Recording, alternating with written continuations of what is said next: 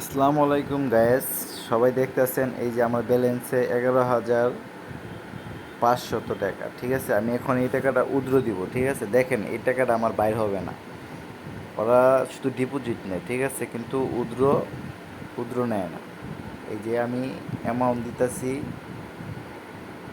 10,000 টাকা, একক দশক শতক হাজার, 10,000 টাকা। আর আমার অ্যাকাউন্ট নাম্বারটা দিচ্ছি 019। আমার অ্যাকাউন্ট নাম্বারটা দিলাম। ঠিক আছে, দেখেন আমার 11,500 টাকা আছে ব্যালেন্সে। এই যে আমার অ্যাকাউন্ট থেকে আমি সিলেক্ট করে দিলাম বিকাশ। ঠিক আছে, দেখেন আমার অ্যাকাউন্টে এ টাকা কত আছে। 10,000 টাকা পেন্টিংয়ে নিয়ে গেছে, 300 টাকা পেন্টিং, 2,000 টাকা পেন্টিং, 400 টাকা পেন্টিং, 10,000 টাকা পেন্টিং। ওরা টাকা এরকমভাবে হচ্ছে, কিন্তু টাকাটা কেউ দিচ্ছে না।